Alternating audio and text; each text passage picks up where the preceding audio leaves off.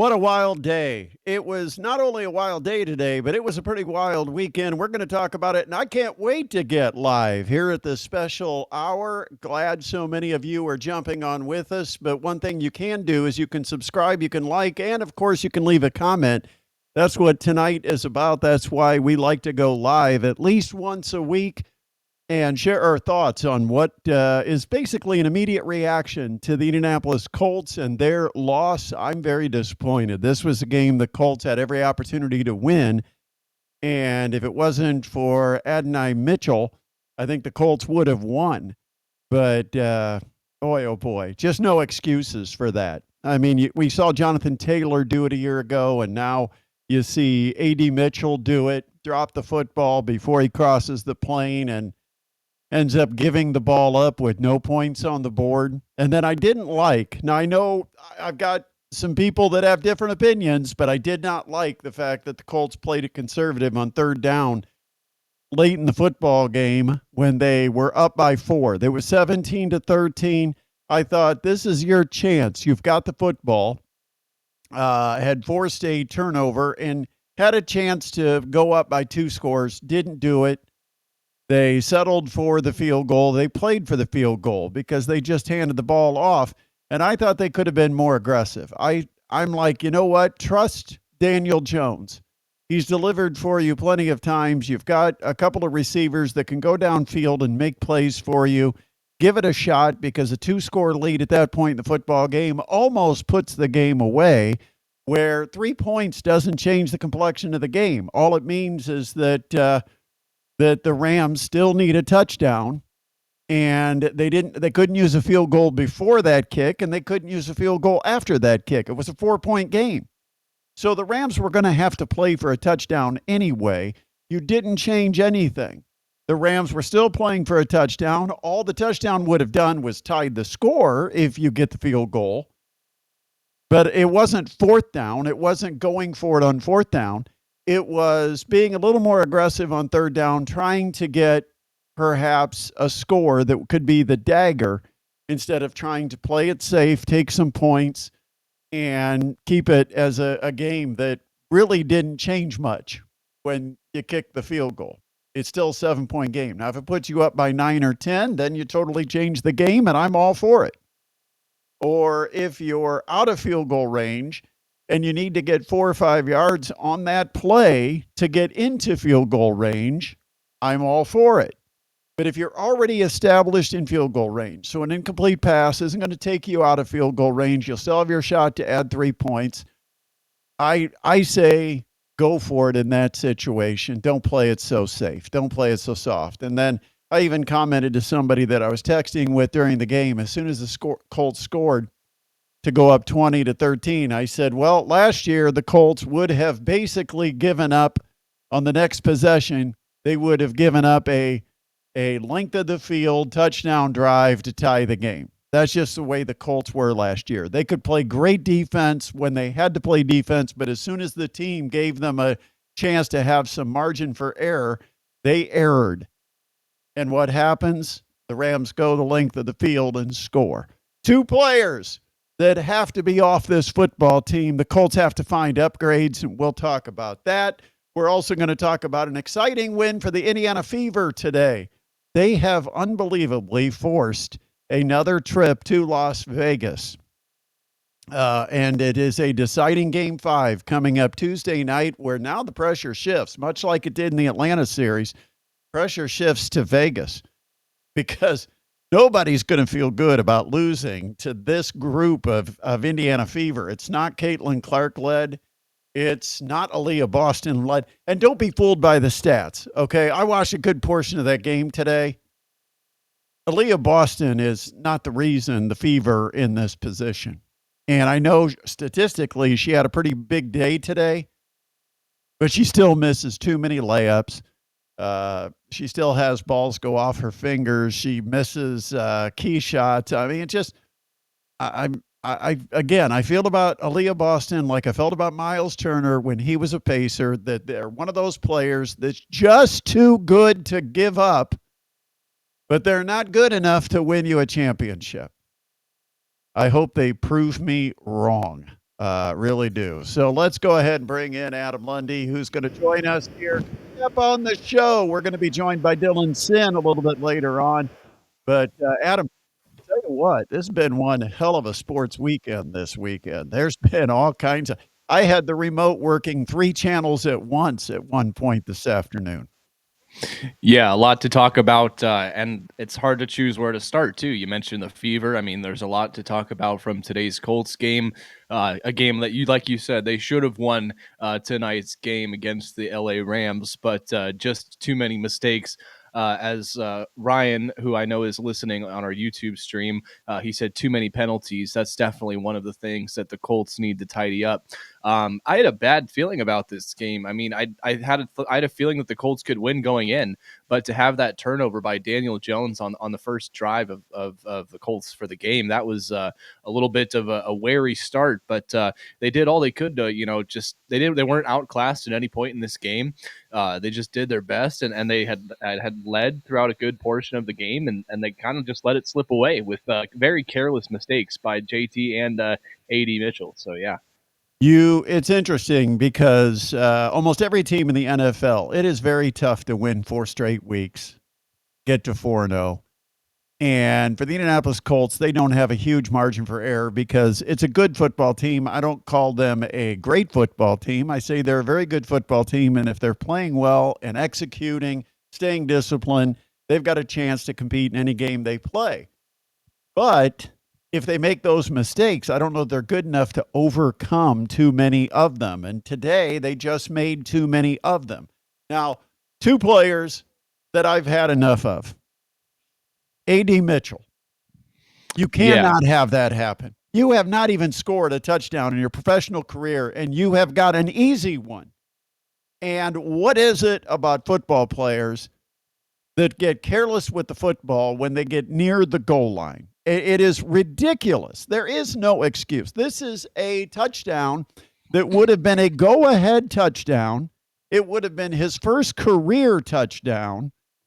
And he starts playing with the ball, and of course it slips right out of the glove, which the glove I think is intended to give you a better grip, and instead it just slides right through the glove, drops to the turf, clearly was not at the goal line. You could tell in real time it wasn't close. Now, Jonathan Taylor's from a year ago. I still think Jonathan Taylor got across the goal line with possession. I know he was in the process of releasing it, but I still thought he had enough possession. They should have given him that touchdown. This was not close. This was a boneheaded mistake. And it's a guy who, to me, hasn't done enough to earn a spot on this roster to overcome what he did today. That's an inexcusable mistake that should cost you a spot on an NFL roster. Now, what do you do with him? Do you release him? Can you move him to the practice squad? I don't know what the options exactly are for the Colts. I don't think there's any value in trade. I think basically you waive or release him, or you send him to the practice squad to teach him a lesson. Now, that's what I would prefer. I just don't know exactly what the collective bargaining agreement has in place for any kind of protection for somebody who makes the 53 man at the beginning of the season. Can the Colts demote him to the practice squad? I think the only thing they can do it, but I do think it exposes him to being available to other teams. And then it's up to him whether he wants to go to the practice squad and try to earn his way back onto the roster. Because here's the thing. He's got some raw talent, but you can't be that stupid and get away with it. You cannot cost your team a football game. And he did it not once, but twice. Because then later, a stupid holding penalty. What is he thinking? He reached out and threw a guy to the ground. That wasn't even a block. Got called for it. Jonathan Taylor takes it all the way to the house, and it's got to come back. And again, the Colts have to figure out a way to score points. AD Mitchell, you got to go. And yeah, now, and what do you do with that spot, Adam? What do you? I mean, you're down Alec Pierce because of the concussion. You got to find somebody. Do you just hope Pierce comes back and just sign somebody for from the practice squad up to the main roster? Apparently, if you read our comments, Jim A said he should be replaced by Mecole Hardman. I don't know about that, but Definitely not something. I mean, he cost you 14 points basically in a 7-point loss. Yeah. That's inexcusable. Yeah. And then the Colts have to, the experiment with Xavier Howard has got to end. Not a good cornerback. He can't cover anything. No, he got exposed by Puka Nacua, by everybody multiple times. Okay, but here's the thing, and I wish I could take a tape and put it on the screen, and we can't because NFL properties, copyrights, all that stuff. But if you get a chance to see it somewhere on social media, the screenplay right before the touchdown that the Rams scored to tie it up, they ran a little screenplay on 3rd and long. It was like 3rd and 12, 13, 14, 15, whatever they had. And they ran the little quick screen onto the left side. That's Howard's side of the field, and he stood and watched the play. If you watch the replay, watch what he does. He kind of backs up, stands next to a Ram who doesn't even have to block him because he's making no effort to get involved with the play. He's got 3 teammates trying like heck to avoid blocks to try to make a play, and he doesn't even do. I mean, he does nothing. He stays away from all physical contact, doesn't try to get in and make the tackle, completely avoided it. That is the play. It's not just that he's bad in coverage because he's been exposed over and over again, and the only time he can cover anybody is if he holds them. But to me, the lack of effort on that play, which was a big play, is reason enough that it's time to move on. Find another corner. I mean, the Colts cut a couple of guys at the deadline that you're sitting here thinking, did they screw it up? Because Howard is not the guy. He's not the answer at corner. And so they've got to get rid. Somehow this roster has to make a quick change, and it's got to be Mitchell and it's got to be Howard. And the Colts will be better off finding somebody else to play those spots because right now it's not working for either one of them. Yeah, just not quality enough to maintain a spot on the roster. Definitely felt like both Kenny Moore was missed as well as Alec Pierce today in today's loss. But no excuses. This is a game that the Colts could have and should have won. Yeah, out in LA. The Colts should have won the football game, and that's the disappointment. And then the defense gets blown up, torched on that long touchdown. 88 was it 88 yards? Just about, yeah. After the 88 penalty yards. on the kickoff, then you Yeah. had the long play. Yeah. It's a game you feel like the Colts should have put in the win column. They should have improved to 4-0. They're not. They're 3-1, but it's a long season. And if you'd have told me before the season started, we'd be 3-1 after 4 games, I'd take that in a second. But I'm disappointed that this is how the Colts got there because they should be 4-0. They should have won this football game. There's multiple reasons they should have and could have won. The defense, obviously, once the Colts got the lead, the defense allows 2 drives for touchdowns. The defense had been playing well. And all of a sudden, what changes? When the Colts get the lead, all of a sudden, everything changes. Is it a mindset? Is it schematics? Are they calling some type of different defensive plays? I don't know. But I will tell you, this is a problem that goes back to last year, which makes me wonder if it's a mindset with the players more than the scheme of what they're calling. Because a lot of this group's the same group as last year and had the same results last year. Colts score, take a lead, and that's when the defense seems to be its softest, is on the very ensuing possession. And that's what we saw today. What do you think about the Colts game? Let us know. You can leave a comment. We hope you are subscribing to the channel. You make sure to give us a thumbs up and like. If you're watching on Facebook or X, please share us with any of your social media connections. But we appreciate you hanging out with us here on the Sunday with a quick reaction to the Colts, the Fever, the Ryder Cup. We've got talk about IU football, Notre Dame football, high school football. It's all coming up. Dylan Sinn from the Journal Gazette is going to join us here soon. And we've got, of course, Ryan. He wants to know about Ryan my wants to lighting. blame Ballard. It's like, well, Uh, Ballard didn't drop the ball inside the 2-yard line. And you don't have much light, Adam. You're sitting in the dark. We relied on you with the sunlight right. when we were doing the 4 o'clock shows. Now Here, I'll see if I can get a little more going here. they're complaining. They want to see your Ryan wants to see that pretty face of yours. Always post immediately. There we go. Not sure what that comment is, but all right. So Colts 3-1, and disappointed it's not 4-0. But let's go look at the bright side. Let's talk optimism. Woo! Let's talk about something positive, because how about the Indiana Fever? Fantastic. I mean, unbelievable. They let one get away on Friday, and now you look back at the what ifs. They could have gotten that one. But today, again, this resilient bunch refuses to lose when their backs are against the wall. I'm not counting them out for game 5, because I feel like now the pressure is on Vegas. And, they've got to start to be concerned that you cannot put away this Indiana Fever. I got to tell you a story. Last night, this reminds me of my story from last night. Okay, I wake up at 5:15 this morning. Mm-hmm. And you know me, I don't have my glasses on, so I can't see real well. All I can see is there's some kind of really dark spot, a fairly big spot up on my ceiling above the bed. Mm-hmm. And I grab my glasses, I look.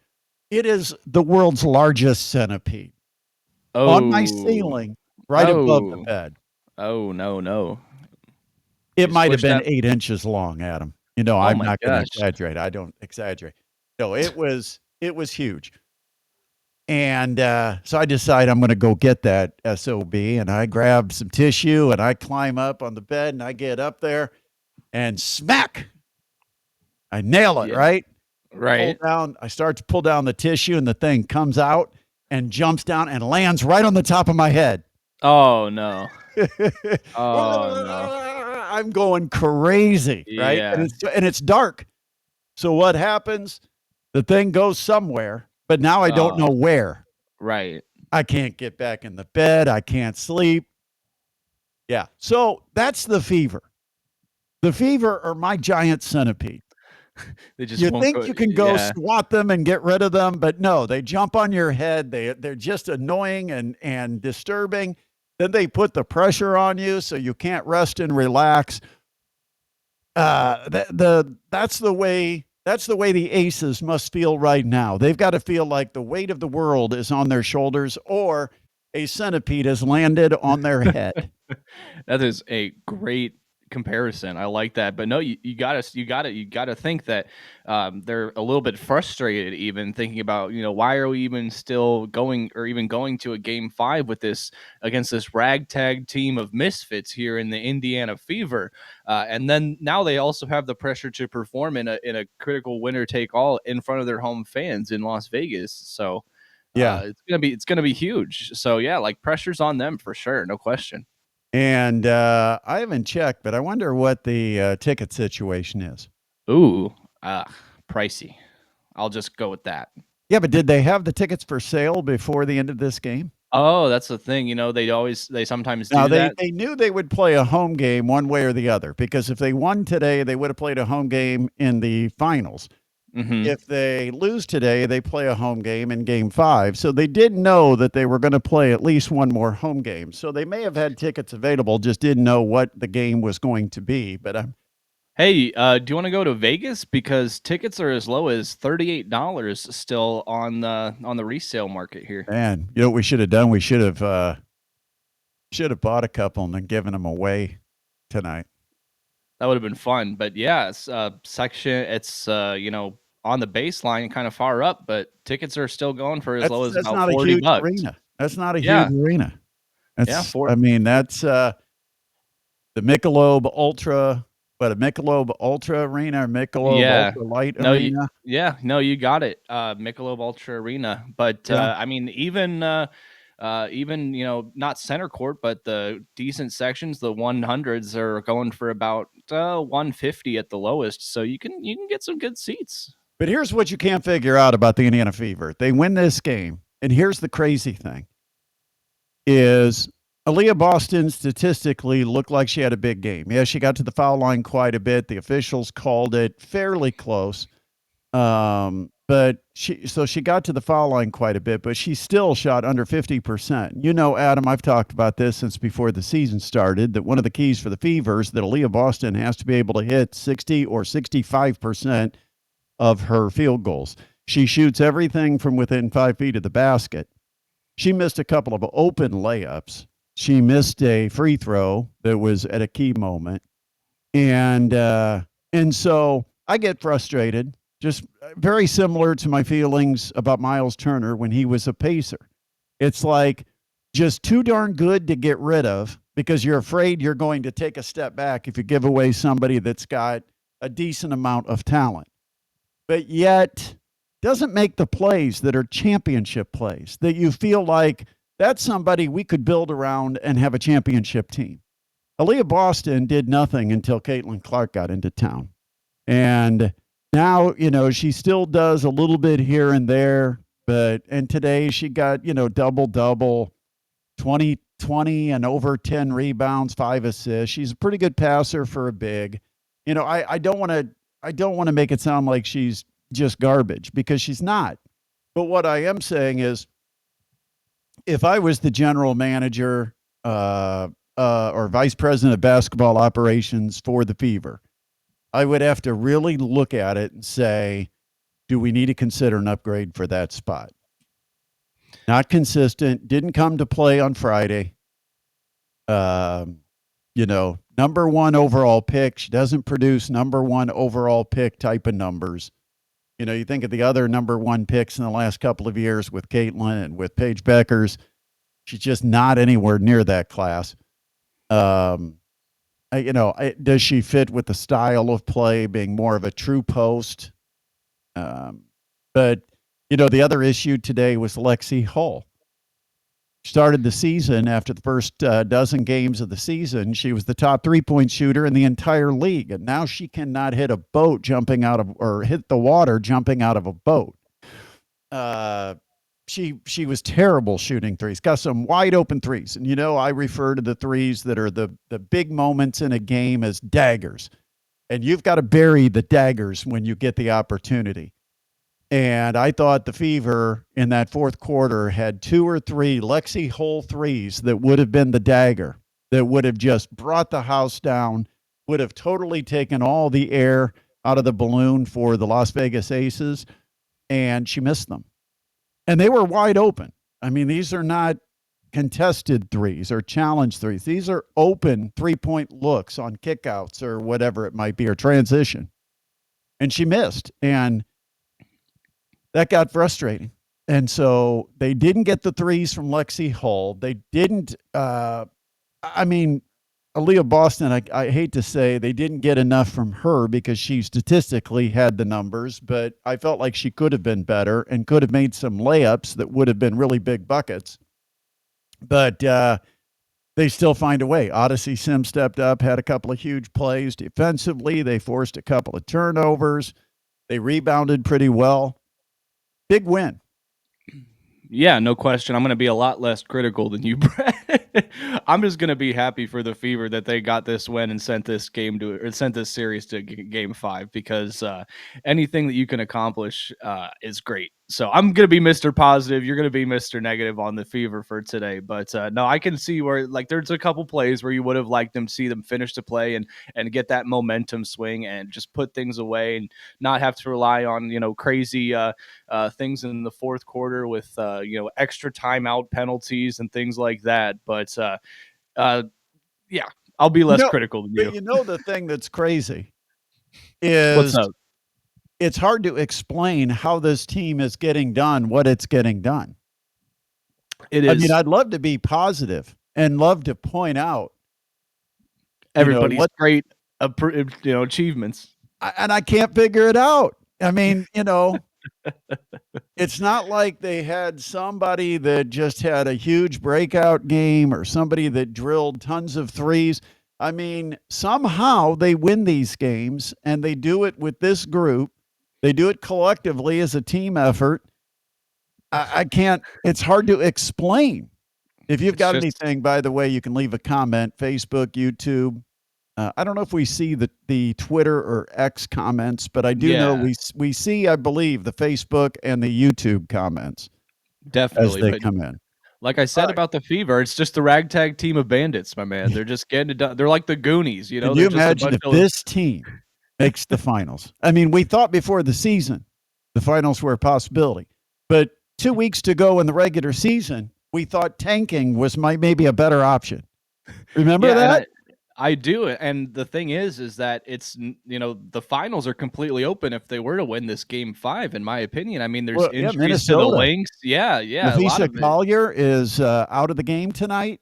Yeah, We're going to be yeah, tipping and off here in just about 5 minutes. So don't we leave us gotta if hurry you're up with watching. Dylan, no. Yeah, don't leave us if you're watching to go watch Minnesota and the Mercury. No, All I'm right, coming. let's go ahead and bring in our next guest because we want to talk some college football. And joining us from the Journal Gazette, it is Dylan Sinn. And Dylan, welcome. Thanks, guys. Thanks for having me on. I'm happy to be here. And we were talking a little bit of the Indianapolis Colts and the Indiana Fever, kind of mixed results today. Hey, have you watched any of the Fever this year? I know it's not one of your beats, but have you watched any of the Fever? Can you give me an answer as to how the hell is this team still alive? Yeah, I've popped in on them every once in a while. I haven't watched as much as I probably should, but man, they are. It's just been really fun to see them kind of come together and just duct tape and chewing gum figure this thing out. It's been a lot of fun to see them just get it done in the biggest moments against one of the best teams in the league here. And Game 5 in a semifinal series is about as big as it gets. This franchise that was way down just a couple of years ago is now among the best teams in the league, and it's cool to see. Before we get into college football, I know one of the things that you have covered extensively and spent a lot of time down at Parkview Field. Garrett Hawkins was named as the Padres minor league pitcher of the year. What a great story for, a guy who was a starter, then got hurt, had to come back and earn a spot in the bullpen. Not only earned a spot, became the primary setup man, eventually became the primary closer, and ends up being the best from the pitching department in all of the Padres minor league system. Pretty cool. Yeah, absolutely. I mean, he when he took the mound on April 5th, it was his first appearance in a professional game in 702 days. And he came out and after about 3 it took him a couple of outings. He was a little bit rough to start off with, and then from April, like late April onward, he was as good as we've ever seen in Fort Wayne. 34 innings, 26 appearances, 0 runs to end his tenure in Fort Wayne. He did not give up a run from April 27th until the end of July. It is the longest streak in Fort Wayne history, the longest in minor league baseball since at least 2005. He was outstanding. He was one of the best pitching performances we've ever seen from a tin cap, and from a guy who hadn't pitched in almost 2 years. Just really, really impressive and a good dude. As far as I could tell, guys in the clubhouse loved him, and he got the call to Double A and just kept dealing there. So hoping to see him in the major leagues here pretty soon because what a journey he's had. He's earned it. I'm not sure what game you were on yesterday. I don't think you traveled, but with both teams being on the road and being a pretty good distance away, but Indiana had a really odd situation late in the game. Kurt Signetti wanted to go to victory formation, but not take a knee until like 5 seconds had gone off the clock because he was trying to make sure to make 16 or 17 seconds, whatever it was, last all the way through 4 downs. And the officials kept blowing it dead. Now, I do know about the fake slide rule, and if you start to fake a slide, that they can blow it dead. But in this case, I didn't think he was like faking going down to a knee. I thought he was stepping back and waiting. Did the officials get it right? Is there a rule I don't know about? What do you know about that? Yeah, so it's interesting. What Kurt Signetti said was that the officials were giving him conflicting explanations. Like that was why he was so upset on the sideline, was that one official was telling him one thing and one official was telling him the other thing, and they didn't seem to be clear on the rule. It seemed like basically what was happening was they were ruling the play dead because he was kind of covering up. He would take 2 steps back from the line of scrimmage and he would cover up, kind of put the ball in his chest and just kind of stand there. And they determined that was, at least one official determined that was enough for him to be giving himself up like a slide. Now, and Signetti asked about it after first down, and he was kind of like, "Wait, that isn't what my impression of the rule was." And he seemed to be getting multiple explanations from the officials that kind of contradicted one another. So that's why it happened 3 times, because he wasn't getting an explanation satisfactory for him to say, "Hey, do something different." And so they ended up with this situation, because Iowa had 3 timeouts. They ended up with the situation where they only ran off 13 of the 16 seconds. Now it's 4th down. You have 3 seconds left. You don't want to punt it to the best punt returner maybe in the country. And so you have this weird situation where you have Fernando Mendoza take the snap and just run backwards into the end zone, which, by the way, he should not have done. He should have run sideways out of bounds. You don't want to run backwards into the end zone, because if you trip and fall and you lose the ball, suddenly they take it and it's a tie game, right? Like you're inviting chaos. You just take about 10 steps back and then run out of bounds. Yeah. And he Or made it take a as far. left turn, like take a left turn and all you're doing is just running around to kill like 4 seconds. That's Yes, what I think that's what they had to. Was it 4 or 5 seconds I on think it that was. final play? I think it was 3, honestly. I think they ran off 13 out of the 16. He It was ran 3 it was like a Forrest Gump moment. He was like, got the ball and just turned and started running. It's like, somebody should have all yelled, the stadium should have all yelled, "Stop." Yeah, it was a very odd situation. I don't know if I've ever seen that before. I've seen guys taking safeties at the end of games like that, but never from the 40. That was a new one for me. So I guess it's kind of like they had visions of the trouble with the snap game, Michigan State. It's a very similar situation back in the day, and I guess Indiana had visions of that in their mind. It's like, hey, just stay on the field, run away, don't let them get you, and we'll get out of here. But Well, man, what a weird situation. the other thing he could have done is taken like 3 or 4 steps back and just thrown it really high in the air out of bounds. Yes, that Don't would have don't been. ground it. Don't No, ground don't it. ground it. That's the thing, because yeah, you don't want to get But have a guy run down the sideline and just sail it up over his head. yes, And that would have burned the time before the ball would have officially gone out of bounds incomplete. yes. What'd you think about IU? Let's talk about the Hoosiers. First road test certainly did not look like the Illinois game in any way, shape, or form, but they got tested. They got tested in the fourth quarter, and they responded. Yeah, I think there's positive and negative, right? I think the glass half full take that I am probably a little bit closer to is that their defense was awesome again. Their offense, despite missing D'Angelo Pons, by the way, I thought that was a pretty big deal that they were without him. They were awesome again, 21% success rate for Iowa. And then the offense was good enough. I thought Fernando Mendoza was under heat a lot. I thought the offensive line was not nearly as good at pass blocking as it had been in the first couple of games, but Mendoza made some really good throws under pressure. The ball up the seam to Elijah Surratt that set up the tying field goal early in the Oh, fourth quarter when he was in the middle of getting hit. That's one of the better throws of the season for him. He's fantastic.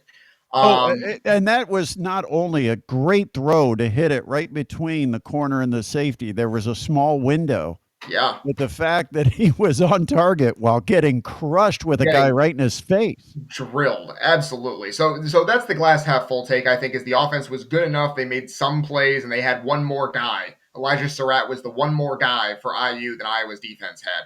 And then the defense was really good. That's the glass half full take. The glass half empty take, which again, I'm not, I am on the full, but I will articulate the empty because I can see the case for it, is that it showed the limitations of this team, I think. And I think they're a little bit below the elite teams in the country again. This offensive line was once again unable to hold up in a high level way against a really good defense. And Iowa's defense is not quite as good, I don't think, as some of the better ones that IU is going to see later in the season, like Oregon and Penn State. So I think that they're to me, the way I see IU right now is the pretty clear fourth best team in the Big Ten. I don't think they're as good as the top three, and I think they're probably pretty clear of everyone else.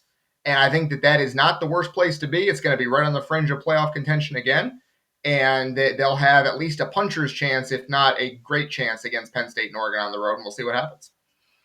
I was not thrilled with play calling in Yeah. the second half. I thought it was a little too much vanilla and maybe a little bit predictable. And that's the one thing you really don't expect from the Indiana offense, because that, to me, that's been one of their strengths, has been uh, their offensive execution and how they disguise things they try to do. And in this case, I felt like first down was always a run. I don't think they trusted Mendoza as much as they could have.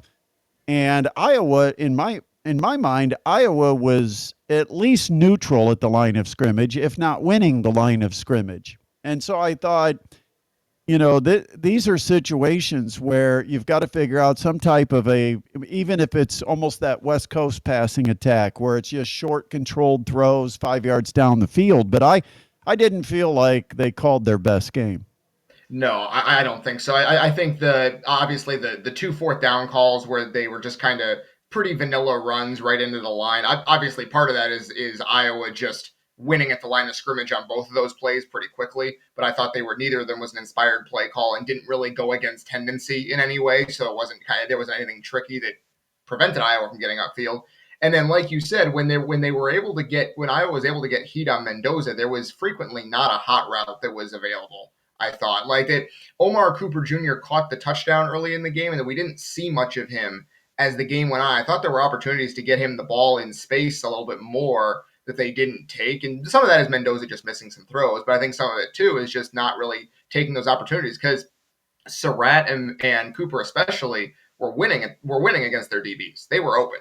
And from a combination of not having them be the first read or Mendoza not seeing them or the heat getting to him too quickly, they weren't taking advantage of those opportunities. So that's something that needs to be cleaned up going forward. The offensive line needs to be better, I think, is the biggest takeaway. Yeah, and it's tough on the offensive line when you've got 5 or 6 and they're bringing 7, because Iowa was trusting the man-to-man coverage on those guys, and you cannot cover Cooper or Surratt man-to-man, and they were trusting that, and Indiana was running right into what Iowa was expecting. That's kind of the way I felt about it. All right, before the day started, what you were expecting and what actually happened, what game or team impressed you the most based on their final results?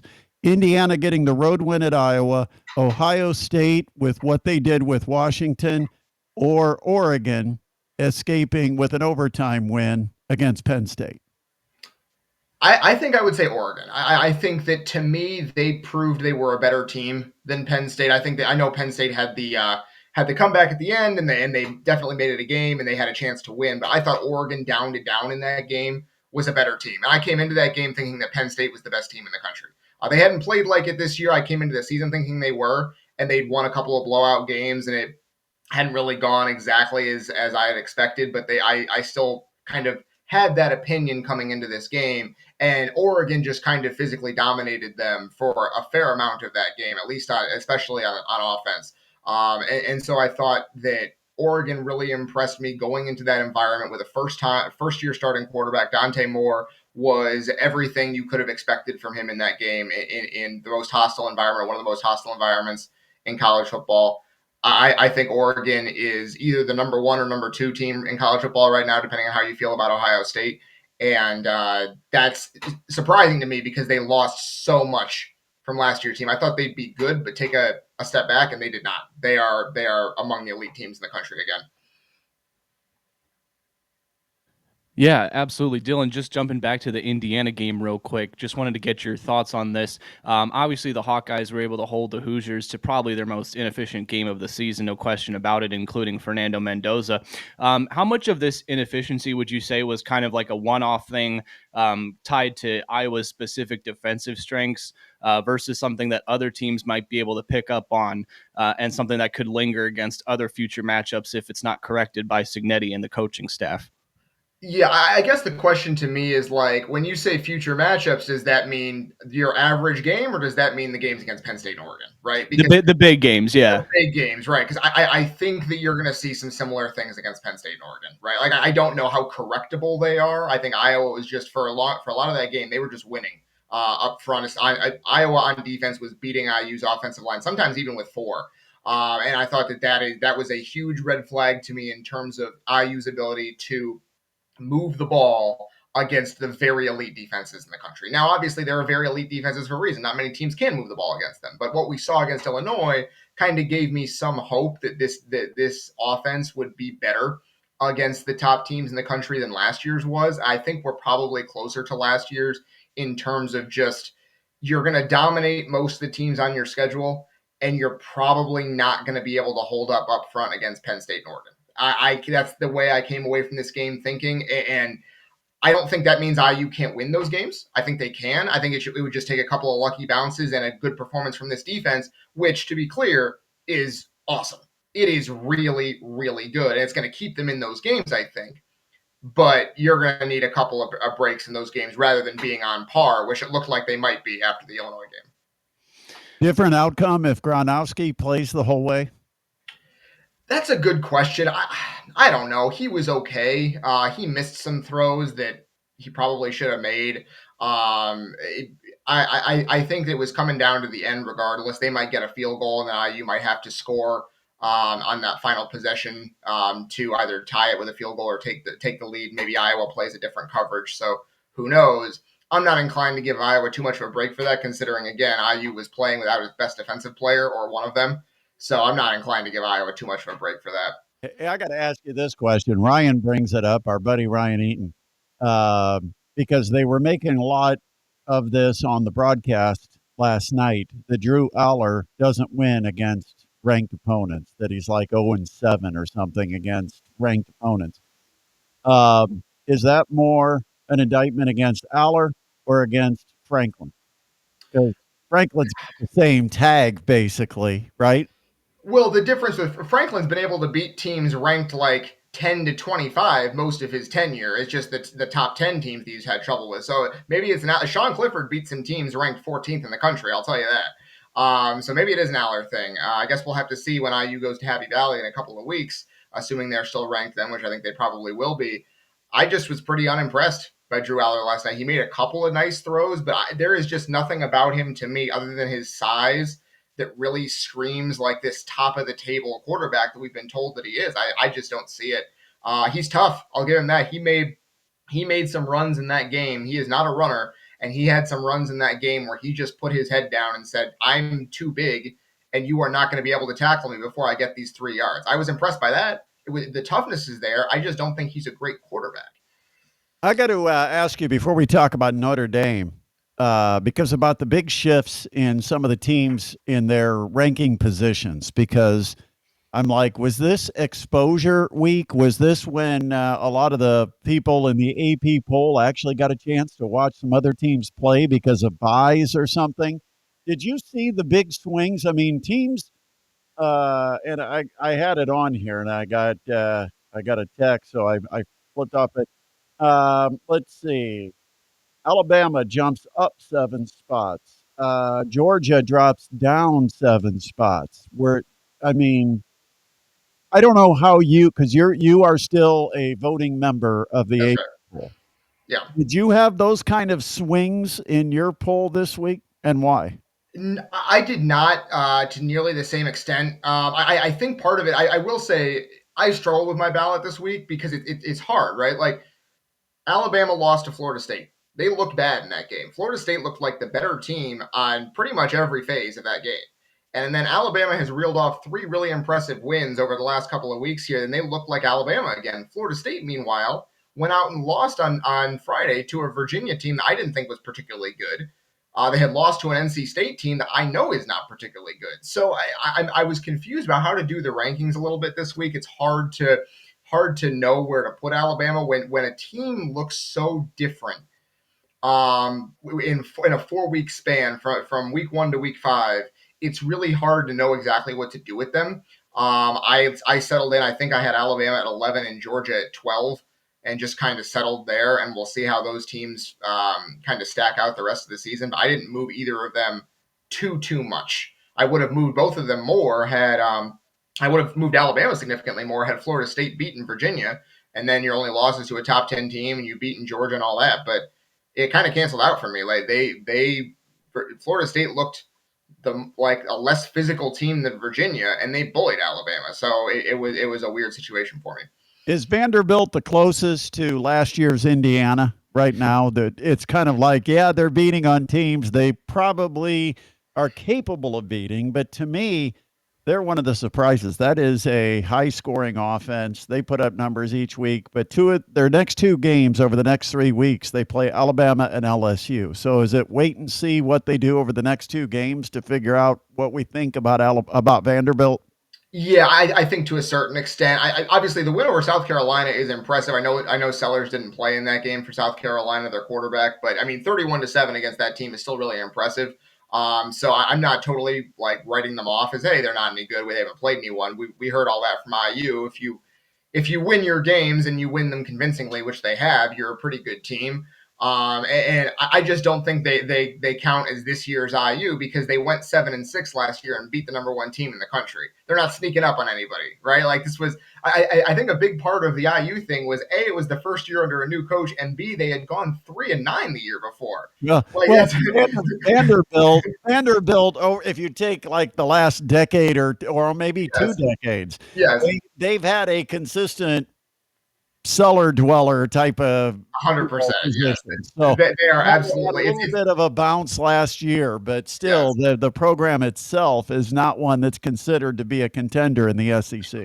Absolutely not. They are the closest, and the fact that they are still not particularly close tells you how just wild IU's 2024 season was. All right, we got to talk Notre Dame because they crushed Arkansas. Who'd we learn more about in this game? How bad Arkansas is, or is Notre Dame improving? I think it's both. I think Notre Dame is certainly improving. I think number one, they figured out a way to play defense that is not going to kill them. Marcus Freeman kind of articulated it at halftime, was like, hey, we know we are not perfect on defense, but the strategy is do not let them complete a pass over our heads. Just make them, if they're going to score a touchdown, and they might, just make them earn it 6 or 7 yards at a time down the field. That we can do that, and our offense is going to go down and score, and we'll feel pretty good. We'll hold up in the red zone every once in a while, and we'll take field goals, and our offense will score touchdowns. There have been so many Notre Dame teams over the last 15, 20, 25 years where the defense was awesome, and the offense just had to be good enough. And this year it's the opposite. This offense is one of the best in the country. It is fantastic. It is really, really good. And the defense just has to be good enough. And it was plenty good enough yesterday. The secondary, which had been much maligned, had 3 freshmen back there starting, including Fort Wayne's Tay Johnson, or 3 freshmen playing heavy snaps, I should say. Tay Johnson, Mark Zachary, Dallas Golden. They all played very well. That's the future right there. And so it was a big step forward for Notre Dame. I also thought that Arkansas just quit. At the end of that first half, that defense, it just didn't want to be out there. They were not flowing to the ball. They were not shedding blocks. They were not trying to chase down guys from behind. It was just over. You could tell. And they fired their coach today because of that. And like you could just tell that it was over. And so Notre Dame was impressive for the first quarter and a half when Arkansas was really trying to win. And then after that, it was like, well, this team is beaten and Notre Dame is just having some fun. Thought this Notre Dame team might be as good as CJ Carr can make them. And of course, there was plenty of hype. But anytime you have a quarterback competition in the offseason, you wonder, do you really have the guy? Is he really that good if he's got to compete just to be the starter and make it on the field? He was pretty darn good Saturday.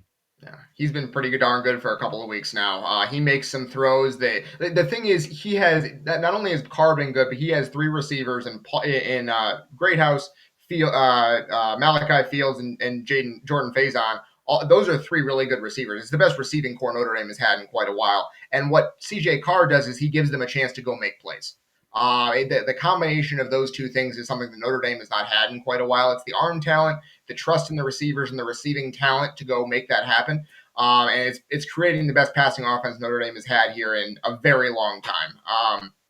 And so I've loved the poise that Carr has. He's been a leader of this team. He's come out and talked to the media after every game, even the first two losses, and he is just back there going through his reads very quickly and getting better every week. And I think he's really good. The statistics bear it out. They played four Power Four teams, and he's second in the country in QBR. The numbers don't lie in that one. He's as good as advertised and probably better. All right, so Notre Dame comes home for 3 straight games: Boise State, NC State, USC. Which one is the one that is most concerning if you're a Notre Dame fan? Yeah, I think it's USC, not just because of the name brand and the rivalry, but because USC still has the athletes and the quarterback to punish Notre Dame down the field. The pass defense was better yesterday. It was not perfect, and I think USC has the talent on offense to really score against basically anyone, and especially Notre Dame. And so, yeah, the defense will probably continue to improve at least to some extent, and it'll be better by then. You would like to think. But I think if there's a team that on the rest of the schedule that can really make them hurt, even with in their improved state, USC is probably it. I love Jaden Mayava, their quarterback. I think he's great. Makai Lemon, their receiver, is really talented. So that could turn into a shootout and a really fun one. But I still think Notre Dame is probably the better team overall. All right, last question for you, Dylan. We got to talk a little college basketball because the season's going to be upon us. The practices have officially started, and it's only a couple of weeks away from seeing some of these exhibitions take shape. I think you've had a chance to get to West Lafayette, right? Yes, on Tuesday. All right. Is Purdue the best team in the country? Boy, I wouldn't be surprised. They are really good, and they are good in such a way that it's going to make Matt Painter's job really difficult because they have so many dudes that probably deserve minutes that could play. I think they have 6 or 7 guys that could start in their backcourt. They're basically what happened is they went to the Sweet 16 last year.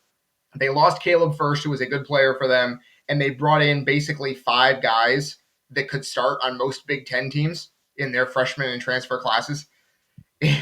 It's really impressive. Jack Benter is a name you're going to hear, redshirt freshman. He is good. He can shoot the heck out of the ball. Liam Murphy, kind of a forgotten man in that transfer class from North Florida, shoots the heck out of the ball, and he's 6'8". Omar Mayer is really good. He is as good as advertised. Anton West, their freshman this year, he could play for a lot of teams in the Big Ten right now. He's a dead eye shooter, really athletic. He's built for a freshman. I don't frankly see a weakness other than it's going to be tough for Painter to get everyone minutes and keep everyone happy. That's the only thing that's going to slow this team down is if there are guys who end up being disgruntled because they're playing 10 minutes a game when they should be playing 30. But this team's culture is such that they haven't had that problem in a long time, and so that would be something that the only thing to be concerned about. But I'm not really concerned about it, frankly. What about at the 5 position? The freshman from last year that got hurt, Daniel Jacobson, yeah. Jacobson, is he back? Is he healthy? What expectations for him? Yeah, so he is healthy. He has been practicing with the team. He was healthy actually by March of last year. They just wanted to redshirt him, and so it was. I think he looks good. He's going to be a shot blocker for them. He's going to be part of a platoon with Oscar Clough, the transfer from South Dakota State, who was one of the leading rebounders in the country last year. They bring different things. I think that's part of what makes this Purdue team so good is they're so versatile. They have an answer for basically everything, and so. Jacobson is the long shot blocker. He's 7'3". He's going to protect the rim, clean up a lot of defensive mistakes. Clough is more like 6'11". Is one of the best rebounders in the country, like I said, and actually can shoot the ball from the outside a little bit. If you want to do some pick and pop stuff, he can do that. He's not going to. Both of them can score a little bit around the rim, but it's not their primary game. So it's just really a matter of what you want out of your center. I expect both of them to play somewhere between 18 and 23 minutes a game and go from there. We got have we got a basketball media day for Big Ten? Yes, I will be October 8th and 9th in Rosemont, Illinois. So I will be there, and I'm looking forward to it. But before that, I'll be in Bloomington on Tuesday when IU is having open practice and kind of its own media day. So So looking we forward to will that. be able to follow that along with the Journal Gazette That's and right. get your take on what's happening down in Bloomington as well as Purdue. So yeah, that'll be fun. Appreciate the time as always, Dylan. Have a great night and look forward to talking to you. I know now we've got the double going on where football's not done, basketball's starting, so you'll be running all over covering a lot of college sports.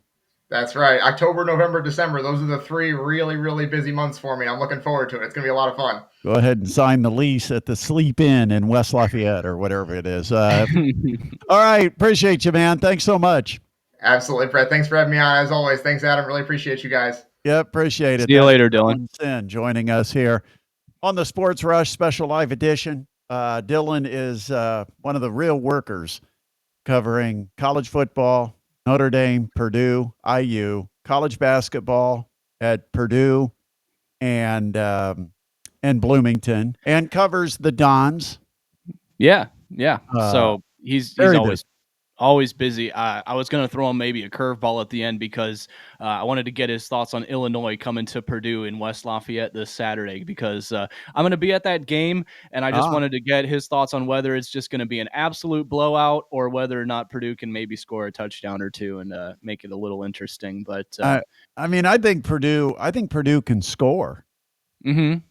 I just think don't know they're going to let they Illinois score a lot more. Yeah, I think Illinois is going to score more. Yeah, but we'll have a good time out there at West Lafayette, Rossade with the family. That'll be fun. Yeah, it'll be nice. It'll be nice. That's Saturday. That is this coming Saturday. Yep. I've got plans. No, yeah, you can't make it. Got my daughter's wedding. Yep. Congratulations again to your daughter. And I know now our Friday night football plans with John Nolan. I don't know, man. The Fever keep winning here. What are we gonna do? I know. He could have made it easy, and they could have lost today. So we know that John's available for Friday night. But now we got to wait till Tuesday at like 9 p.m. when they play Game 5. Yep. Winner take all. All right. We got to talk Ryder Cup, man. That was drama today. Well, I all I did was turn on the Ryder Cup to fill a little time before the Fever game. Yeah. I was like, I don't need to watch an early football game. It was the Texans and Tennessee. Don't really need to watch it. That was bad. Yeah, and so Tennessee is really bad right now. But anyway, yeah. So I turned on the Ryder Cup. I mean, it was a blowout. That's what they were saying this morning. I was talking to a couple some high level finance guys, and they're into golf, so they were talking about the Ryder Cup. But they said it was a blowout. And I wasn't so unexpected because I mean, you look at the lineups for the European team and the USA team, and it's like, okay, in my mind, 10 of the top 12 golfers right now in the world were playing for Europe. I don't know what the official number was, but I'm like, Scotty Scheffler is one of the better, top golfers, but he was playing horrible. He wasn't doing anything for the U.S. And so you take the best U.S. golfer, he's playing bad. You take 10 of the top 12 that are on Europe's team anyway. It just seemed to me like the USA was a huge underdog, and then they're in a hole. It's like 12.5 to 3.5 or something like that going into play today. Well, then before it even starts, we find out Victor Hovland has some type of an injury. His neck was stiff. And so Victor Hovland withdraws, and the rules of the Ryder Cup is both teams get a half point. Well, that helped the European team a lot because they were so close to wrapping it up. It took the pressure off everybody. Well, I don't know if maybe they thought, well, we got it in the bag now, because all of a sudden the USA had a rally. And for a moment, early on, like after the first 4 or 5 holes, the board was favoring Europe. And then all of a sudden, and Bryson DeChambeau, got to give him credit because he was down 5 holes, 7 holes in. He was down by 5. And all of a sudden, he, at about the turn, he starts getting going. And of course, with those big drives and then hitting some big putts and winning a few holes, he gets fired up. The crowd gets energized. All of a sudden, everybody else starts making some plays. And the next thing you know, the USA is not out of this. But I will tell you that half point that they got with the injury, because I'm like, really, he withdrew. We should have gotten the point for that matchup because he withdrew. I don't know. But that half point actually played big down the stretch. And USA made it interesting. It was a lot of drama. So I had the Ryder Cup going on. I had, and Ben Griffin hit a couple of monster putts. But I had the Ryder Cup going on. I had the Fever going on. Then the Colts started, and I was trying to keep track of 3 things at once. It was crazy there for about an hour or so. But a lot of drama at the Ryder Cup. A lot of excitement seeing the Fever be able to hold on late against the Aces. And then when I only had one option, I had to sit through the Colts blowing a fourth quarter lead. Yeah, that hurt. Big mistakes. Like we talked about earlier, was one that they definitely could have won and been 4-0. But 3-1. High school football Friday night, we had a chance to see Homestead just destroy Snyder. And of course, I did a little video yesterday and talked about it, but Snyder just seems to be a little disarray right now. And I don't know if they've lost focus, but that was not a team that was focused, ready, and energized, wanting to play that football game on Friday night. And they got destroyed by Homestead. But you now have 4 of the 5 teams in the A division of the Summit Athletic Conference that all have 3-1 records in conference play. And now you get a little bit of a round robin to see who survives it. And it starts this week because we have got the Homestead Spartans visiting the Carroll Chargers. Not only is it a rivalry, but it's also to stay up on the top rung of the Summit Athletic Conference. So should be a fun one. I know you will be there. I will not, but hope everybody tunes in and enjoys our coverage coming up Friday night, no matter who is talking about what's happening on the field. It might be Griff just calling the game and providing his own color. I don't know. Yeah, we'll have to wait and see on that. But you said it. That's going to be a fantastic matchup between the Chargers and the Spartans on rivalry night. One team's going to come out 4-1, and the other one's going to be 3-2, and jockeying for those middle spots there in the A division of the SAC. Another good matchup on Friday. 2-3-1 teams, but in the A and the B division, as it's the battle of the bishops between Dwenger and Lures. We talked a little bit about that one on Friday night too. Yeah, the Bishop Lures has all the sophomores at wide receiver, running back, quarterback, and the question is that offense now at a pick? Because remember, they started the season, they could not score. Yeah. Now they're starting to get some confidence. They're getting some experience. Things are probably slowing down a little bit for them. They start to understand what the coach is explaining a little bit more because they're seeing it on film. And they're becoming better offensively. The question is, can that offense continue the progression against a defense as good as Bishop Dwenger? And that's where you've got to give tons of credit to Northrop, who had that comeback win against what I think is the best defense in the area. That's a huge win for the Bruins to keep pace because they're the other team that has the 3-1. You've got Dwenger, Carroll, Homestead, and Northrop all at 3-1. And so it's and this week it's Northrop Snyder, the rivalry. I tell you, how long has it been since Northrop's beaten Snyder? It's been since like the first Bush was president or something. No, it's been a long time Snyder has owned this matchup, but I mean, you have to go into this Friday night thinking that it should be Northrop's game to win. Could very well be. I almost feel like Northrop goes in as the favorite. You have to feel that way, especially after last week. I mean, they get that close win 21-18, and Snyder gets completely blown out 38-0. So I know it's a rivalry week. I know they'll be, the Panthers will probably be fired up to play the Bruins, but I don't know if that's going to be enough. All right, so got to ask everyone to please subscribe. If you have not done so, please become a subscriber of this channel and make sure you click the bell, because that's how you get the little alerts that tell you when we have something going on this channel. And we post periodically. We have our weekend live show, which Adam generally is going to be on that side of the screen. I'll stay to my side. We'll both stay in our lane. But we'll have special guests, and we'll try to do it next Sunday. I know it's going to be kind of a crazy week. I'm going to have family coming into town, and we're going to be in Indianapolis for the wedding, and I got to get them back to the airport on Sunday. So TBD. It will be TBD. But remember, you can always keep up with when we'll be going live by following me on Twitter at Brett Rump Sports. All right, my man. That wraps it.